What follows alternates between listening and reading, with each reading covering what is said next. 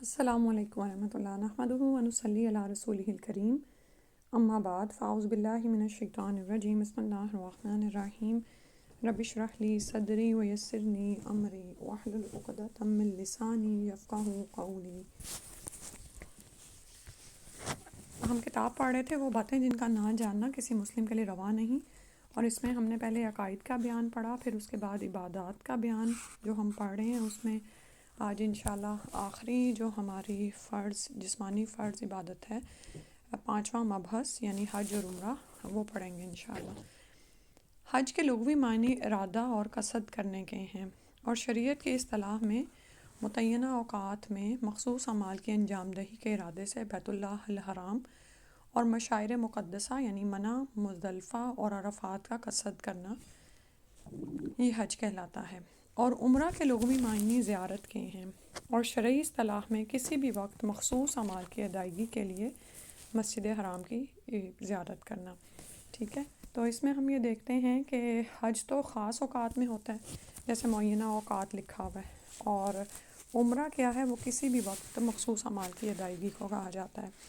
اور حج اسلام کا ایک عظیم رکن اور عظیم اساس ہے، یعنی بنیاد ہے۔ حج سن 9 ہجری میں فرض کیا گیا، اور نبی صلی اللہ علیہ وآلہ وسلم نے ایک ہی حج کیا، اور وہ ہے حجۃ الوداع۔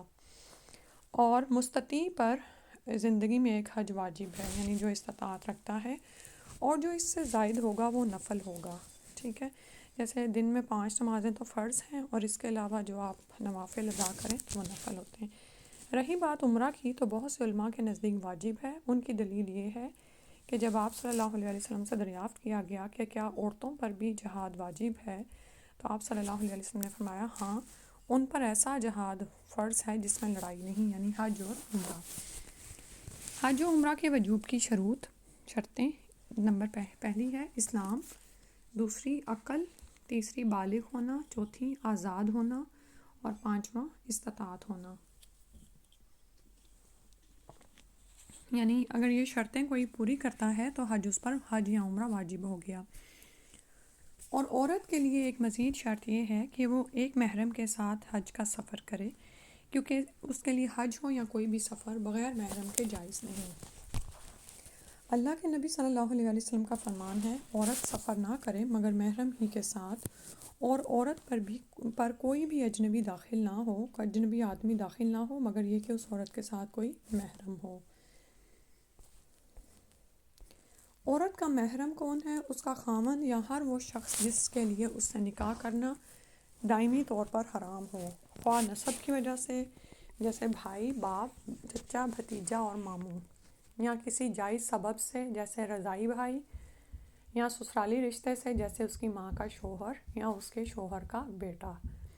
اور استطاعت مادی اور جسمانی دونوں طاقتوں کو شامل ہے کہ سواری کر سکے، سفر کی مشقت اٹھانے کی طاقت ہو، اور آنے جانے کے اخراجات موجود ہوں۔ ساتھ ہی بال بچوں اور جن کا نفقہ اس پہ واجب ہو، ان کے لیے اتنا چھوڑ جا سکے کہ واپس آنے تک کافی ہو۔ ٹھیک ہے، یعنی یہ بھی آپ دیکھیں کتنی اہم چیز ہے کہ پیچھے جو آپ کے اہل ہیں اور جو آپ پر ڈیپینڈنٹ ہیں، ان کے لیے آپ کو چھوڑیں۔ حج کے راستہ میں جان و مال کا کوئی خطرہ نہ ہو، یعنی محفوظ سفر ہو، اور جو صرف مالی طاقت رکھتا ہو لیکن جسمانی طاقت نہ رکھتا ہو، بعین طور پر کہ بہت عمر دراز ہو چکا ہو یا لا علاج بیماری کا شکار ہو چکا ہو، تو اس پر واجب ہے کہ کسی کو اپنا نائب بنائے، یعنی اپنی طرف سے جو اس کی طرف سے حج و عمرے کا فریضہ انجام دے۔ حج و عمرہ میں نیابت 2 شرطوں کے ساتھ صحیح ہوگی، یعنی جب آپ کسی کو اپنا نائب بنائیں گے کہ وہ آپ کی طرف سے جا کر حج یا عمرہ کرے، تو اس میں پھر 2 شرطیں ہوں گی۔ پہلی شرط ہے جس کا فریضہ حج ادا کرنا صحیح ہو، اور وہ ہے ایک عاقل اور بالغ مسلمان۔ ٹھیک ہے، یعنی کوئی بیوقوف یا بچہ یا کوئی ایسا نہ ہو، بلکہ عاقل اور بالغ مسلمان ہو۔ دوسرا یہ کہ وہ خود کا حج ادا کر چکا ہو۔ اس کے بعد ہے احرام کے مواقیت، یعنی احرام کہاں سے باندھا جائے گا۔ مواقیت میقات کی جمع ہے، اس کے لغوی معنی حد کے ہیں، اور یعنی لمٹ، اور شرعی اصطلاح میں میقات عبادت کی جگہ یا وقت کو کہا جاتا ہے۔ حج کے میقات 2 طرح کے ہیں، زمانی یعنی زمانے کے وقت کے اعتبار سے، اور مکانی یعنی جگہ کے اعتبار سے۔ زمانی میقات کا ذکر اس آیت میں ہوا ہے جو سورہ البقرہ میں 197 ہے۔ الحج اشہر معلومات، حج کے مہینے مقرر ہیں، اس لیے جو شخص ان میں حج لازم کر لے، اور یہ مہینے ہیں شوال، ذوالقعدہ اور ذوالحجہ کے 10 دن۔ ٹھیک ہے، ابھی ہم نے سب سے اوپر پڑھا تھا نا کہ حج اپنے مخصوص ایام میں کیا جاتا ہے، تو اب یہاں سے ہمیں پتہ چل رہا ہے۔ نمبر بے ہے یعنی دوسرا حصہ ہے کہ مکانی میقات یعنی جو جگہ کا ہے، یہ ان حدود کو کہا جاتا ہے جن کو پار کر کے بغیر احرام کے مکہ جانا حاجی کے لیے جائز نہیں۔ یعنی جب یہ حدود شروع ہو جائیں گی حرم کے ارد گرد، تو حاجی اب ان کو کراس نہیں کرے گا جب تک کہ وہ احرام نہ باندھ لے۔ یہ مواقیت درج ذیل 5 ہیں۔ پہلی ہے ذوالحلیفہ جو مدینہ والوں کا میقات ہے، دوسرا جحفہ شام، مصر اور مغرب والوں کا میقات ہے۔ قرن المنازل تیسرا ہے جسے اب سیل کہا جاتا ہے، اہل نجد کا میقات ہے۔ ذات عرق جو اہل عراق کا میقات ہے، یلملم جو اہل یمن کا میقات ہے، اور جس کا گھر ان مواقیت کے اندر ہو وہ حج اور عمرے کا احرام اپنے گھر سے باندھے گا۔ ٹھیک ہے، یعنی 5 میقات تو بتا دیے جو مکہ کی حرم کی حدود میں داخل ہونے کے ہیں، لیکن اگر اس کے علاوہ کوئی شخص حرم کی حدود کے اندر ہی رہتا ہے تو وہ پھر اپنے حج عمرے کا احرام اپنے گھر سے باندھے گا۔ اور اہل مکہ ہی سے احرام باندھیں گے، انہیں باہر نکل کر میقات تک جانے کی کوئی ضرورت نہیں۔ اور جہاں تک عمرہ کی بات ہے تو وہ حدود حرم سے قریب ترین کسی حلال جگہ جو حدود حرم کے باہر ہو اس تک جائیں گے اور وہاں سے احرام باندھیں گے۔ ٹھیک ہے، اور آپ دیکھتے ہیں نا کہ بعض اوقات جب آپ عمرے پہ جاتے ہیں اور میقات سے اندر جا کے پھر ایک عمرہ کر دیتے ہیں، اور اگر آپ دوبارہ عمرے کے لیے جانا چاہیں تو پھر آپ کیا کرتے ہیں، حدود حرم سے قریب کسی بھی قریب ترین حلال جگہ پر یعنی ہل میں جا کر احرام باندھ کر واپس آتے ہیں۔ جو شخص حج یا عمرہ کرنا چاہتا ہے اسے احرام کی حالت میں ان جگہوں سے داخل ہونا چاہیے جو رسول اللہ صلی اللہ علیہ وسلم نے بتائی ہیں۔ یہ وہ مقامات ہیں جن کی وضاحت پہلے کر دی گئی ہے۔ جو شخص حج یا عمرہ کرنا چاہے اس کے لیے بغیر احرام کے میقات پار کرنا جائز نہیں۔ جو کوئی بھی ان میقاتوں کا باشندہ نہ ہو اور مذکورہ میقاتوں میں سے کسی میقات سے گزرے تو وہیں سے احرام باندھے گا۔ پھر ہے خشکی، سمندر یا فضا کے راستے سے بھی جس کا گزر ان میقاتوں سے نہ ہو تو وہ جب قریب ترین میقات کے برابر ہوگا تو احرام باندھے گا۔ جیسے آپ یہ دیکھیں کہ ہم ہوائی جہاز کے سفر سے وہاں پہنچتے ہیں، تو جب وہ قریب ترین میقات سے ہم گزرتے ہیں تو وہاں پر اناؤنسمنٹ ہو جاتی ہیں، اگر تو مسلم فلائٹس ہوں یا پھر انسان خود خیال رکھے اور GPS یا ایسی چیزیں آن رکھے، اور جو ہی اسے پتہ چلے کہ حرم کی حدود شروع ہونے والی ہیں تو قریبی میقات سے وہ احرام باندھ لے گا، چاہے وہ ہوائی جہاز میں ہی ہو۔ ٹھیک ہے، عمر بن خطاب رضی اللہ عنہ نے فرمایا، دیکھو کب تم میقات کی برابری میں آتے ہو، یعنی اس کے پاس۔ تو جو حج یا عمرہ کے لیے ہوائی جہاز سے سفر کرے اسے اس وقت احرام باندھنا ہے جب جہاز اس کے راستے میں واقع میقات کے برابر آ جائے، اور یہ جائز نہیں کہ ایئرپورٹ پر ہوائی جہاز کے اترنے تک احرام کو مؤخر کر دے۔ ٹھیک ہے، کیونکہ آپ نے یہ نہیں کرنا، ادروائز تو آپ ہو سکتا ہے پھر آپ حدود حرم میں بغیر احرام باندھے داخل ہو جائیں۔ اس کے بعد ہے احرام کے مسائل دیکھتے ہیں۔ حج یا عمرہ میں داخل ہونے کی نیت کرنا، تو عمرے میں احرام کا مطلب ہے دخول عمرہ کی نیت کرنا، اور حج میں احرام کا مطلب ہے حج کی نیت کرنا۔ اس نیت کے بغیر کوئی محرم نہیں ہو سکتا۔ محرم مطلب یعنی جس نے احرام باندھا ہو۔ اگر نیت نہ پائی جائے تو صرف احرام کا لباس پہن لینا احرام نہیں کہلاتا، کیونکہ آپ یہ دیکھیں نا کہ عورتوں کا تو کوئی خاص احرام نہیں ہے، وہ تو اپنے جو بھی لباس میں ہوتی ہیں جو ستر کی پابندیاں پوری کر رہا ہوتا ہے، تو لیکن ان کی نیت ہی ہے جو دراصل ان کو احرام میں داخل کر دیتی ہے۔ احرام میں مستحب امور یعنی جو جائز ہیں، احرام سے پہلے غسل کرنا، جسم میں خوشبو لگانا، احرام کے لباس میں نہیں۔ جسم میں خوشبو لگانی ہے، اس کو ذرا غور سے سمجھ لیں کہ احرام سے پہلے آپ نے غسل کیا، اس کے بعد آپ نے جسم پر خوشبو مل لی ہے، آپ مل سکتے ہیں، لیکن جو لباس خاص طور پر اوڑھتے ہیں، ٹھیک ہے، جو لباس آپ نے احرام کے لیے منتخب کیا ہوا ہے اس پر خوشبو آپ نہیں لگائیں گی۔ ٹھیک ہے، جسم پر ایسی خوشبو لگا لیں جس کی خوشبو تیز نہ ہو، چاہے اس کی کیونکہ عورت کی خوشبو ایسی ہوتی ہے جس کا رنگ تیز اور خوشبو ہلکی، اور مرد کی خوشبو کا رنگ ہلکا اور خوشبو تیز ہوتی ہے۔ پھر ہے ایک سفید ازار یعنی نیچے باندھنے والی چادر، اور ایک سفید چادر یعنی جو اوپر پہنی جائے گا جو کپڑا، اور 2 جوتے پہننا، اور اس میں بھی آپ کے پاؤں کی چھت کور نہ ہو۔ پھر ہے سواری کی حالت میں قبلہ رخ ہو کر احرام باندھنا۔ پھر حج کی اقسام، محرم کو حج کے 3 قسموں میں سے کسی ایک کو حسب منشا اختیار کرنے کا حق ہے، یعنی جیسا وہ چاہ رہا ہے اور جیسا اس کے لیے آسانی ہو رہی ہے، اور وہ تینوں قسمیں حسب ذیل ہیں۔ حج تمتع، اور وہ یہ ہے کہ حج کے مہینوں میں عمرے کا احرام باندھے اور اس سے فارغ ہو کر اسی سال پھر حج کا احرام باندھے۔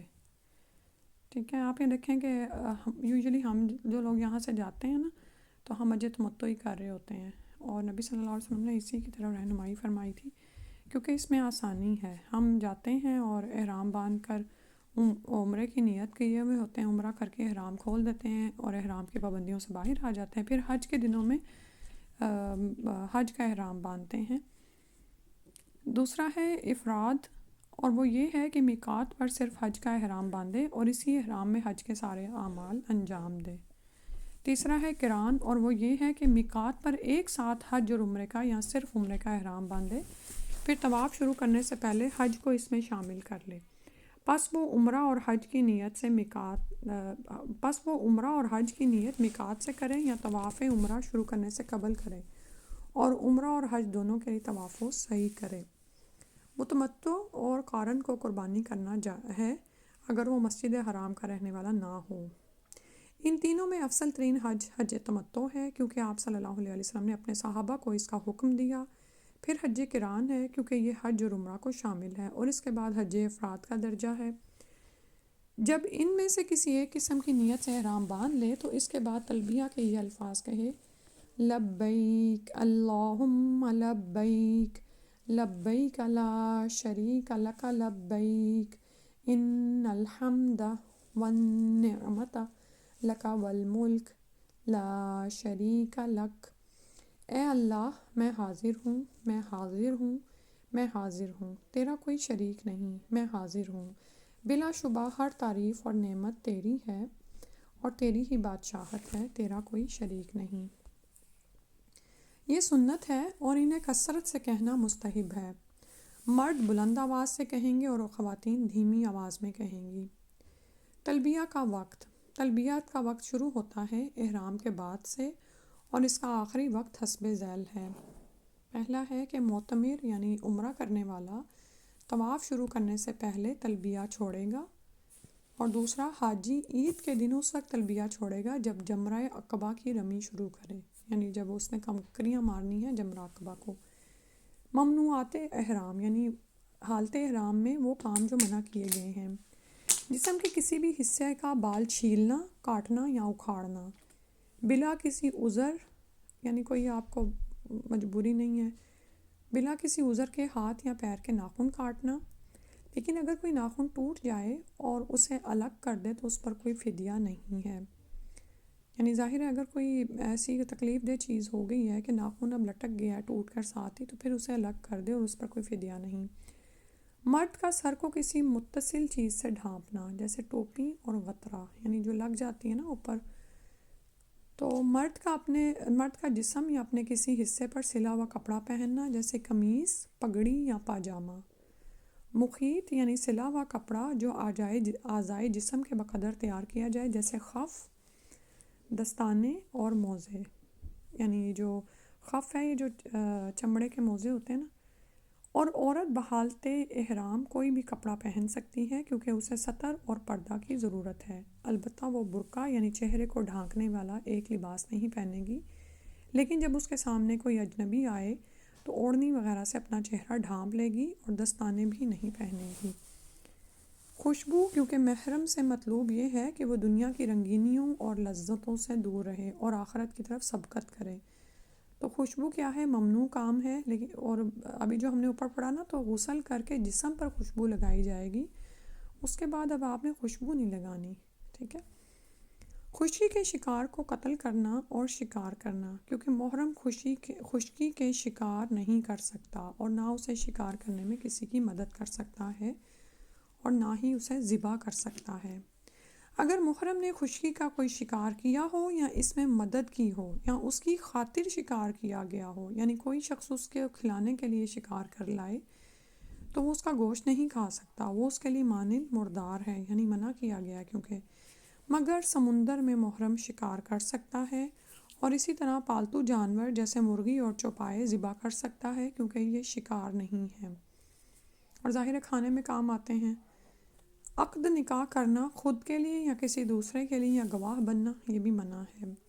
جمع جو تحلل اول یعنی پہلا جو حلال ہونا ہے وہ ہے عید کے دن رمی، ذبح اور حلق کرنا، اور اس کے بعد جو ہے وہ حلال ہو جاتے ہیں۔ اس سے پہلے جماع کرنا یہ منع ہے اور اس کا حج فاسد ہو جائے گا، کیونکہ اسے حج کے کام پورے کرنے ہوں گے اور اگلے سال قضا کرنی ہوگی اور ایک اونٹنی یا اونٹ ذبح کرنا ہوگا، ٹھیک ہے، کیونکہ آپ کو بتایا نا کہ حج اپنے خاص اوقات میں ہوتا ہے، تو اب جب اس کا حج اس طرح فاسد ہوا تو اس کو آئندہ سال اس کی قضا دینی ہوگی۔ اور اگر تحلل اول کے بعد کرے، یعنی ابھی پہلا حلال ہونا ہو گیا تھا، رمی، ذبح اور حلق ہو گیا، تو پھر اس کے بعد اس کا حج فاسد نہیں ہوگا، لیکن اسے دم دینا ہوگا، اور عورت کے لیے بھی یہی حکم ہے اگر جماع میں اس کی رضا شامل ہو۔ شرمگاہ کے علاوہ کو شہوت کے چھونا یہ محرم کے لیے جائز نہیں، کیونکہ یہ وطی محرم کا ذریعہ ہے۔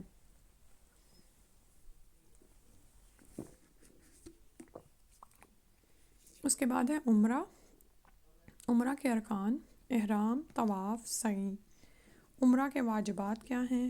معتمر میقات سے احرام باندھے گا، دوسرا بال حلق کروانا یا چھوٹا کروانا۔ عمرے کا طریقہ ہے: سب سے پہلے طواف کے 7 چکر پورے کرے گا، حجر اسود سے شروع کرے اور اسی پر ختم کرے گا، باوضو ہو کر اور ناف سے گھٹنے تک سطر کو ڈھانک کر طواف کرے گا، اور پورے طواف کے دوران استباء سنت ہے۔ استباء یہ ہے کہ دائیں کندھے کو کھلا رکھے اور چادر اس کے نیچے سے گزارے اور چادر کے دونوں کناروں کو بائیں کندھے پر رکھے۔ جب 7واں چکر پورا ہو جائے تو اپنے دونوں کندھوں کو ڈھانک لے، ٹھیک ہے، اور حجر اسود کی طرف رخ کرے گا۔ پھر اگر بوسہ دینا ممکن ہو تو بوسہ دے گا، اور اگر بوسہ دینا ممکن نہ ہو تو گنجائش کی صورت میں حجر اسود کا دائیں ہاتھ سے استلام کرے گا، یعنی چھوئے گا اور ہاتھ کو بوسہ دے گا۔ اگر حجر اسود کا استلام نہ کر سکے تو اللہ اکبر کہتے ہوئے دائیں ہاتھ سے ایک مرتبہ اس کی طرف اشارہ کرے گا، لیکن ہاتھ کو بوسہ نہیں دے گا اور نہ ہی وہاں ٹھہرے گا۔ پھر کعبہ کو بائیں طرف رکھ کر طواف کرے گا، اور پہلے 3 چکروں میں رمل کرنا مستحب ہے، اور رمل کا مطلب ہے چھوٹے چھوٹے قدموں کے ساتھ تیزی سے چلنا، اور جب کعبہ کے چوتھے رکن یمانی سے گزرے تو اگر ممکن ہو تو اسے دائیں ہاتھ سے استلام کرے، نہ تکبیر کہے اور نہ بوسہ دے، اور اگر استلام ممکن نہ ہو تو گزر جائے، نہ اشارہ کرے اور نہ تکبیر کہے، اور رکن یمانی اور حجر اسود کے درمیان یہ دعا پڑھے: اے ہمارے رب، ہمیں دنیا میں بھلائی دے اور آخرت میں بھی بھلائی عطا فرما، اور ہمیں جہنم کے عذاب سے بچا، ٹھیک ہے۔ اب یہی دعا بس یاد کر کے یہی چاہے پڑھتے رہیں: ربنا آتنا فی الدنیا حسنۃ وفی الآخرۃ حسنۃ وقنا عذاب النار۔ سورہ بقرہ میں آئی ہے یہ دعا۔ اور طواف پورا کرنے کے بعد مقام ابراہیم کے پیچھے 2 رکعت نماز ادا کرے گا، لیکن اگر جگہ کی تنگی ہو تو مسجد کے کسی بھی حصے میں ادا کر سکتا ہے اور اس کا ثواب وہی ہوگا۔ اور پہلی رکعت میں سورہ فاتحہ کے بعد سورہ کافرون پڑھنا مسنون ہے، اور دوسری رکعت میں سورہ اخلاص پڑھنا مسنون ہے۔ پھر مسعی کی طرف بڑھے گا، یعنی جہاں اس نے سعی کرنی ہے، اور صفا اور مروہ کے بیچ 7 چکر لگائے گا۔ صفا اور مروہ پر کیا ہوگا کہ جانا 1 چکر اور لوٹنا 1 چکر شمار ہوگا۔ سعی صفا سے شروع ہوگی، چنانچہ صفا پر چڑھے گا، اور افضل یہ ہے کہ اگر ممکن ہو ورنہ اس کے پاس ٹھہرے گا، یعنی صفا پر چڑھنا افضل ہے، لیکن اگر ممکن نہیں ہے تو اس کے پاس رکے، اور سعی شروع کرتے وقت یہ آیت پڑھے گا: ان الصفا والمروۃ من شعائر اللہ، اور یہ مستحب ہے کہ قبلہ رخ ہو کر اللہ تعالیٰ کی حمد و ثنا بیان کرے، تکبیر کہے اور یہ ذکر کرے: لا الہ الا اللہ واللہ اکبر، لا الہ الا اللہ وحدہ لا شریک لہ، لہ الملک ولہ الحمد یحیی و یمیت وہو علی کل شیء قدیر، لا الہ الا اللہ وحدہ انجز وعدہ ونصر عبدہ وہزم الاحزاب وحدہ۔ پھر دونوں ہاتھ اٹھا کر دعا کرے گا اور مسکورہ دعا پڑھے گا، پھر دعا کرے گا، پھر یہ ذکر کرے گا، پھر دعا اور پھر آخر میں ذکر کرے گا اور اس کے بعد دعا نہیں کرے گا۔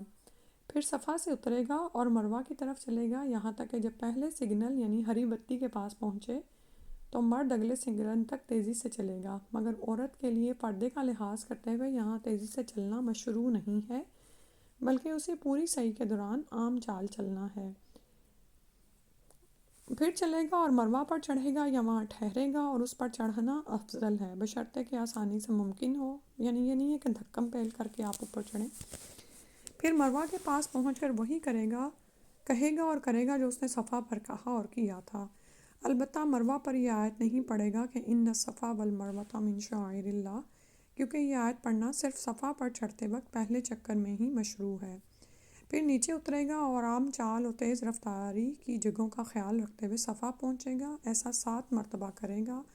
اس کا جانا ایک چکر ہوا اور لوٹنا دوسرا چکر، اور سعی کے دوران مستحب ہے کہ بقدر استطاعت بکثرت ذکر و دعا کرے، اور یہ کہ وہ بڑی اور چھوٹی نجاست سے پاک ہو جائے، اور اگر وہ طہارت کے بغیر سعی کرے تو بھی کافی ہے۔ یہی وجہ ہے کہ حائضہ اور نفاس والی عورت بھی سعی کر سکتی ہے، کیونکہ اس سعی میں طہارت شرط نہیں، صرف مستحب ہے۔ سعی مکمل ہو جائے تو حلق منڈوانا یا تقصیر یعنی بال چھوٹے کروانا وہ کروائے گا، اور مرد کے حق میں حلق افضل ہے، اور اس طرح اس کے عمرہ کے اعمال پورے ہو جائیں گے۔ اس کے بعد ہے حج کے ارکان اب دیکھ لیتے ہیں۔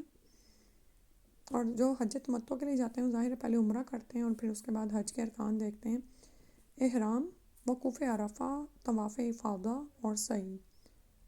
حج کے واجبات: میقات سے احرام باندھنا، 9 ذی الحجہ کو عرفہ میں ٹھہرنا، جو دن میں ٹھہرے وہ غروب آفتاب تک ٹھہرے گا، 10 ذی الحجہ کی نصف شب تک مزدلفہ میں قیام کرنا، ایام تشریق کی راتوں میں منی میں قیام کرنا، جمرات کو کنکری مارنا، بال حلق کروانا یا چھوٹا کروانا، اور طواف وداع۔ حج کا طریقہ: میقات پہنچ کر سلے ہوئے کپڑے نکال دے گا، پھر جس کا حج کا ارادہ ہو اس کی نیت کرے گا یعنی حج تمتع، پھر جس حج کا ارادہ ہو اس کی نیت کرے گا یعنی حج تمتع کرنا ہے، قران یا افراد کی نیت کرے اور حج کا تلبیہ پکارے گا۔ مکہ پہنچ کر طواف و سعی کرے گا، اگر حج افراد یا قران کی نیت کی ہو تو احرام کی حالت میں ہی رہے گا یہاں تک کہ حج کے اعمال سے فارغ ہو جائے، اگر حج تمتع کی نیت کی ہو تو عمرہ کرنے کے بعد وہ حلال ہو جائے گا، پھر 8ویں ذی الحجہ کو حج کا احرام باندھے گا۔ حاجی خواہ افراد کی نیت کیے ہو یا قران کی یا تمتع کی، وہ 8ویں ذی الحجہ کو جو کہ ترویہ کا دن ہے، اور کیونکہ اس دن اونٹوں کو پانی پلاتے تھے بہت زیادہ کیونکہ ان کو سفر پہ لے جانا ہوتا تھا، تو اس لیے اس کو یوم الترویہ کہتے ہیں۔ اس دن وہ منی کی طرف چل پڑے گا، وہاں ظہر، عصر، مغرب، عشاء اور فجر اگلے دن کی فجر کی نماز قصر کے ساتھ جمع کے بغیر ادا کرے گا۔ 9ویں تاریخ کا سورج طلوع ہونے کے بعد عرفہ کی طرف تلبیہ پڑھتے ہوئے نکل پڑے گا اور وہاں غروب آفتاب تک وقوف کرے گا۔ غروب آفتاب کے بعد تلبیہ پکارتے ہوئے مزدلفہ کی طرف چل پڑے گا، وہاں مغرب اور عشاء کی نماز جمع اور قصر کے ساتھ ادا کرے گا، مزدلفہ ہی میں رات گزارے گا، فجر کی نماز پڑھے گا، پھر افق روشن ہونے تک ذکر و دعا اور تلبیہ میں مشغول رہے گا، پھر طلوع آفتاب سے پہلے ہی جب مطلع بالکل صاف ہو جائے تو منی کی طرف چل دے گا۔ منی پہنچ کر جمرہ عقبہ کی طرف چلے گا اور وہاں پہنچ کر تلبیہ پکارنا چھوڑ دے گا۔ جمرہ عقبہ کو پے در پے 7 کنکریاں مارے گا، پھر ہدی کا جانور ذبح کرے گا اگر وہ جانور ساتھ لے کر گیا ہو، پھر حلق یا تقصیر کروائے گا اور حلق افضل ہے، پھر کعبے کی طرف جائے گا اور طواف افاضہ کرے گا، اور جس نے افراد یا قران کی نیت کی ہوگی اس کے لیے پہلی سعی کافی ہوگی، البتہ تمتع کی نیت کرنے والے کو دوسری سعی کرنی ہوگی کیونکہ اس نے پہلے احرام کھول دیا تھا نا، تب حج کی سعی کرنی ہوگی، اور اس طرح حج پورا ہوگا اور تحلل کامل حاصل ہو جائے گا یعنی پورا حلال ہو گیا۔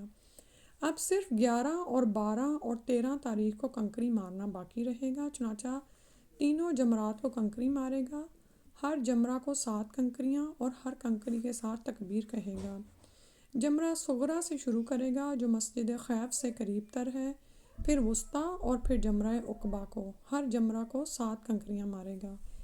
یہ اس کے لیے ہے جو تاخیر کرنا چاہے، اور تاخیر یہ افضل ہے جیسے کہ اللہ تعالیٰ کا فرمان ہے۔ مطلب یہ ہے کہ جو 2 سے زیادہ 3 دن رہنا چاہے۔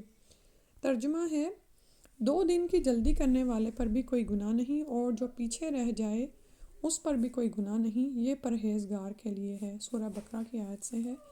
اور اگر جلدی کرنا چاہے تو وہ 11 اور 12 تاریخ کو جمرات کو کنکری مارے گا، اور 12ویں تاریخ کا سورج غروب ہونے سے پہلے مینا سے نکل جائے گا۔ ٹھیک ہے، اگر آپ جلدی واپس آنا چاہتے ہیں، کوئی بھی آپ کو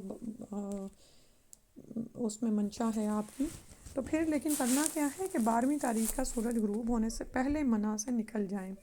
کنکری مارنے کا وقت تینوں دن زوال آفتاب کے بعد ہے۔ اور اگر سفر کرنا چاہے تو طواف وداع کے طور پر کعبے کا 7 چکر لگائے گا اور سعی نہیں کرے گا۔ ٹھیک ہے، یعنی طواف وداع جو عمرے میں بھی لوگ کرتے ہیں تو وہ کر کے آپ واپس اپنے ملکوں کو جا سکتے ہیں۔ الحمدللہ یہ حج کا بھی چیپٹر مکمل ہو گیا۔ اس کتاب میں نا ابھی ایک معاملات کا بیان باقی ہے، وہ ہم اگلی دفعہ انشاءاللہ کریں گے۔ اللہ سبحانہ و تعالیٰ علم حاصل کرنے، اس کے مطابق عمل کرنے کی توفیق عطا فرما دے، آمین۔ سبحانک اللہم و بحمدک، اشہد ان لا الہ الا انت، استغفرک و اتوب الیک۔ السلام علیکم و رحمۃ اللہ۔